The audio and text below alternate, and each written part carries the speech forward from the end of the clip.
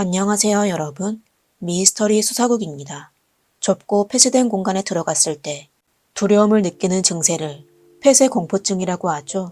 폐쇄공포증은 전 세계 인종을 막론하고 가장 흔한 정신질환 중 하나로 꼽히는데요. 한 연구에 따르면 전 세계 인구의 7에서 10%가 폐쇄공포증을 앓고 있다고 하네요.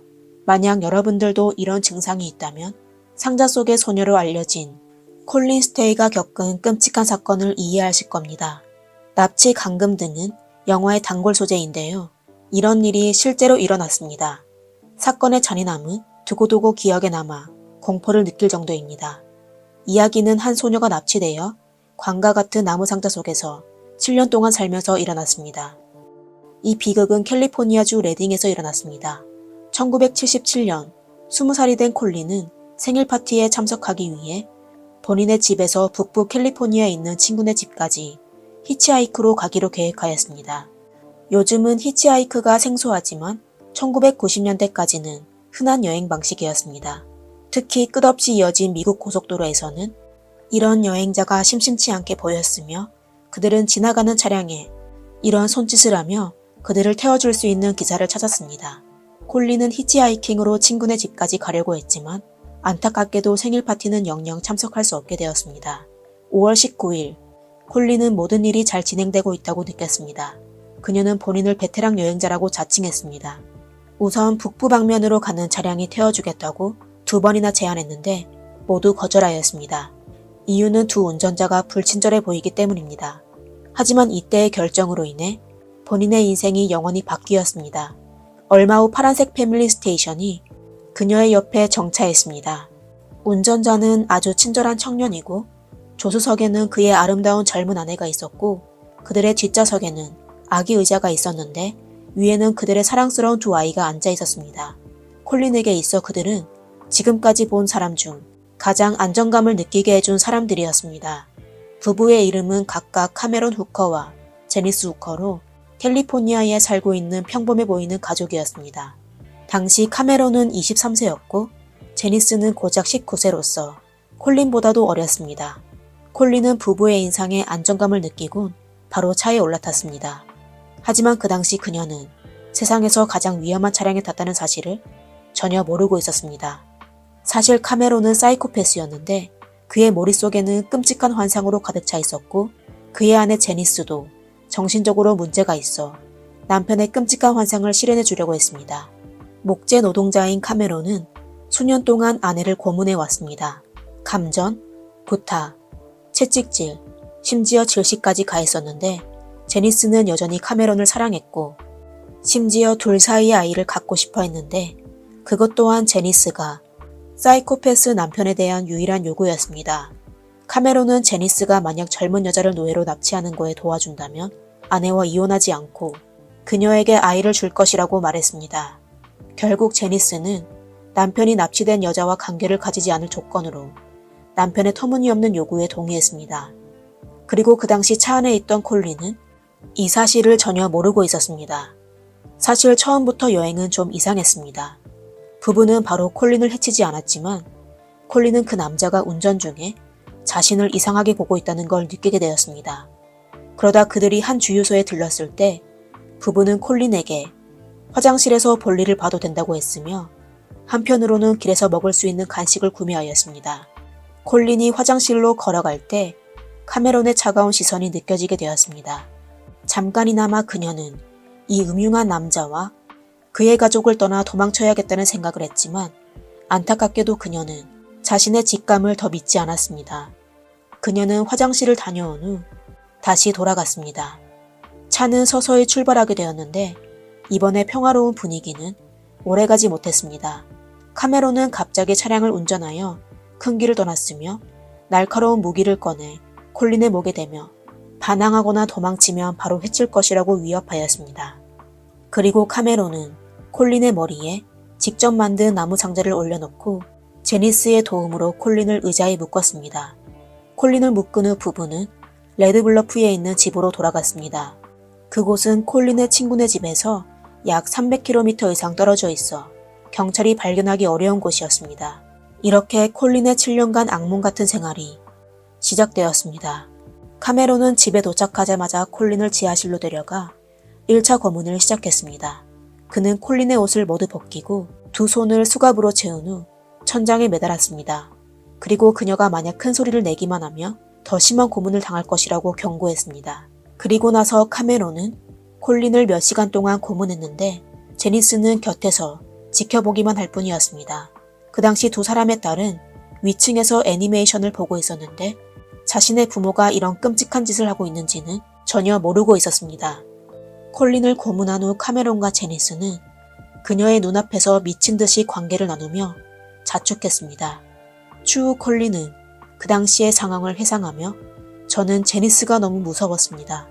그녀는 남편이 저를 고문하는 걸 지켜보고 제 앞에서 그와 관계를 맺었습니다. 라고 하였습니다.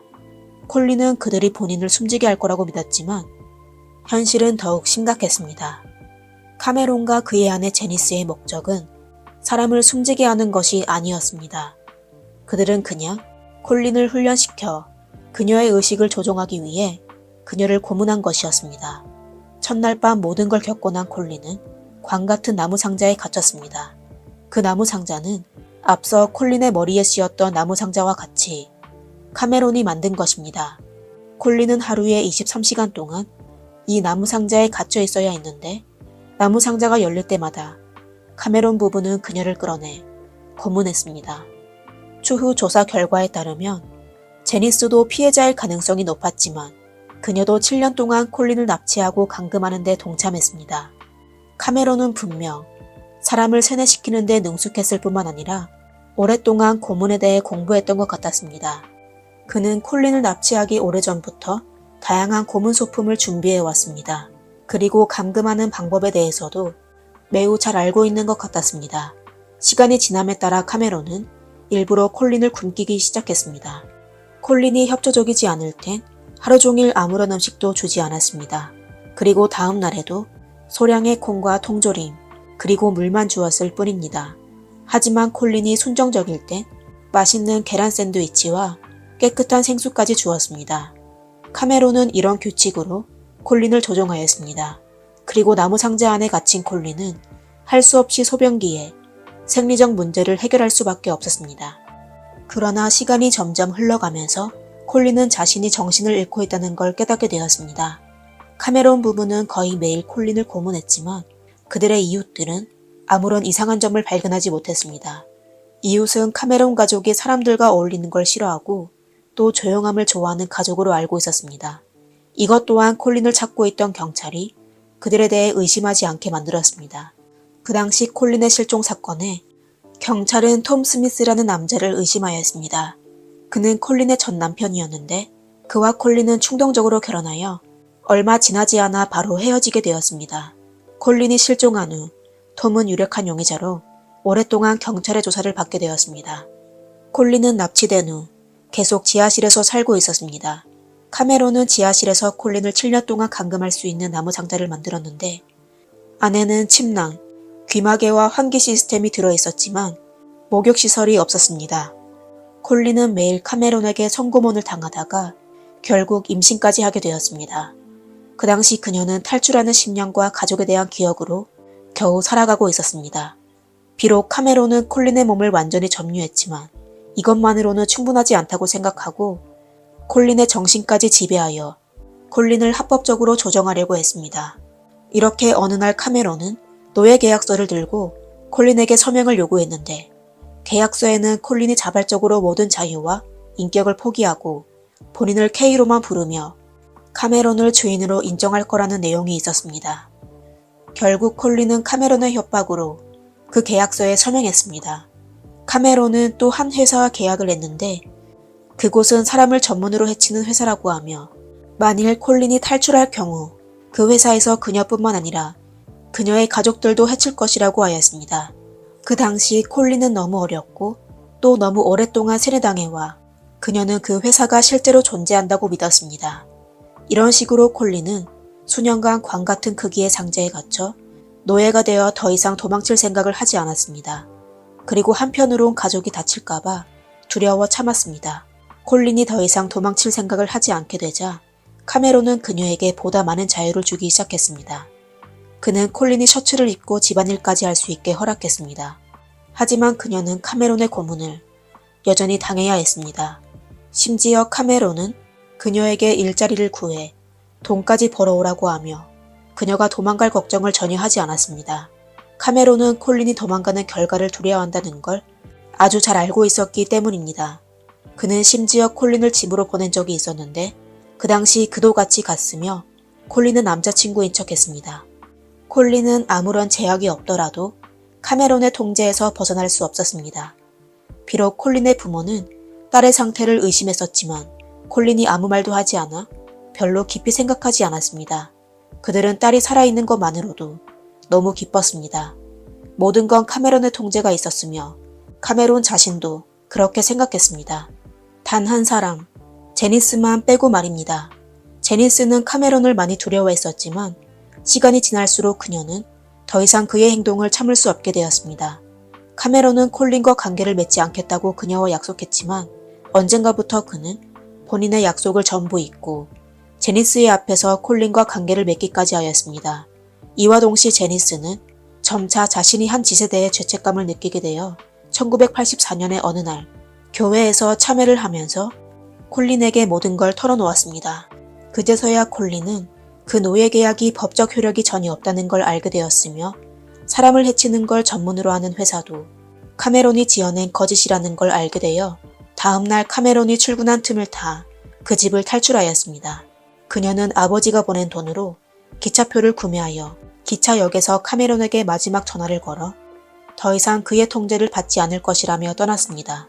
그리고 콜린은 제니스의 도움으로 집으로 돌아가게 되었습니다. 드디어 그녀는 진정한 자기의 삶으로 돌아왔습니다. 카메론은 끔찍한 범행으로 100년 이상의 유기징역을 선고받았습니다. 카메론은 2015년에 가석방을 신청했지만 바로 거절당했습니다. 그리고 그의 다음 가석방 신청은 2030년까지 기다려야 합니다.